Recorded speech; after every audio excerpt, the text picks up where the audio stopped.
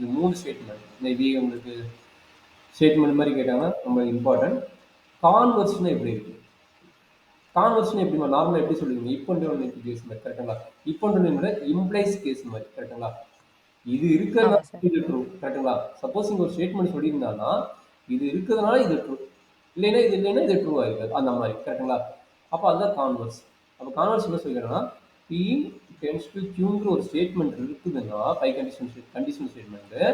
இது converse condition satisfy ஆகுதா இருந்ததுன்னா, எப்படி இருக்கும்?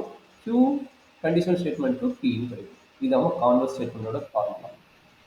அப்ப P conditional statement to Q இருந்ததுன்னா, கான்வெர்ஸ்னா மீனிங் என்ன? Q conditional statement to P. சரியாம்மா? Okay sir. சரி, இது கான்வெர்ஸோட டெஃபினேஷன். நெக்ஸ்ட் யாருன்னா இன்வெர்ஸ். இன்வெர்ஸ்னா ரெசிப்ரோக்கல் தானே. அப்ப இங்க இதனோட ரெசிப்ரோக்கல் என்னன்னா நம்மளுக்கு நெகேஷன் மாதிரி. அதே மாதிரி சேம் தான். இன்வெர்ஸ்னாலும் P கண்டிஷன் ஸ்டேட்மெண்ட் Q இருந்ததுன்னா இதனோட ரெசிப்ரோக்கல் நெகேஷன் மாதிரி. அப்ப இன்வெர்ஸ்னு ஒன்று சாட்டிஸ்ஃபை ஆகுதுன்னா மீனிங் என்னங்கிறாங்கன்னா negation P conditional statement to negation P. அப்போ ஒரு டேம் வந்து இன்வெர்ஸ் வேர்டு மீனிங் பண்ணியிருந்தாங்கன்னா அப்போ பி அது நாட்டோட மீனிங். பினா not of P and not of P. Same idea. சரிங்களா? Inverse. Okay sir. So next contra positive.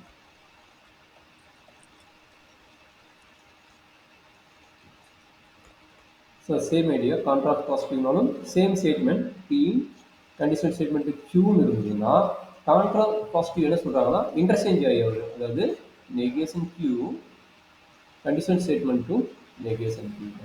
இந்த 3 ஃபார்முலா மட்டும் கொஞ்சம் நாள் வச்சுங்க. எங்கேயாச்சும் வேர்டு கேட்டிருந்தாங்கன்னா கொஞ்சம் கேர்ஃபுல்லாக பார்த்துக்கணும். கான்வெர்ஸ்னா அப்படியே ரிவர்ஸில் எழுதணும். இன்வெர்ஸ்னா நெகேஷன் எழுதணும்.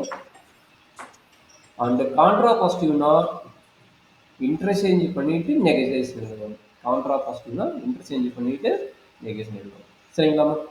இது 3ஓட நேம் அண்ட் ஃபார்முலா மட்டும் நான் வச்சுக்கோங்க. ஓகே. Okay sir. சரிம்மா. இப்போ அடுத்து பார்த்தீங்கன்னா டியூவலாலிட்டி. இதுவும் மேபி கேட்க சான்சஸ் இருக்கும். 1 மார்க் 2 மார்க் உங்களுக்கு கிடையாது. பட் மேபி அசைன்மெண்ட்லையோ வேற என்னது இதுலையோ கேட்பாங்க. ஒரு ஸ்டேட்மெண்ட் மட்டும் நான் வச்சுக்கோங்க. ஸோ டியூவலாலிட்டிங்க என்னங்கிறாங்கன்னா செஸ்ட் ஆப்ரேட்டர் தான். இப்போ ஏங்கிற ஒரு ஆப்ரேட்டர் ஸ்டேட்மெண்ட் வந்து பிஆர்கியூன்னு கொடுத்துருந்தாங்கன்னா டியூவலாலிட்டியோட நொட்டேஷன் சொன்னால் ஏ ஸ்டார். ஏ ஸ்டார் வந்து டியூவல் ஆர் டியூவலாலிட்டி. ஓகேங்களா? அப்போ இதனோட வேல்யூ ஓகே சார். என்ன இருக்குங்கிறாங்கன்னா ஆரா இருந்தால் அண்டா மாறுறாங்க. டியூவலாலிட்டிங்கிறது அப்படி தலைகீழ மாறுற மாதிரி பி அண்டு கியூஆ மாறும். சரிங்களா? Okay sir.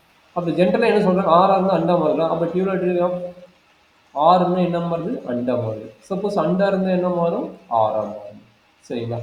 அதே மாதிரி இருங்க. Okay sir. ட்ரூவாக இருந்தால் என்னவா மாறுங்கன்னா டியூவலாலிட்டினா ஃபால்ஸாக மாறும். ஃபால்ஸ் வந்து என்னவா வரும்? ட்ரூவாக மாறும். ட்ரூ ஆமா. இதுதான் வந்து இதனோட மீனிங். டியூவலாலிட்டியோ பேசிக் ஃபார்முலா.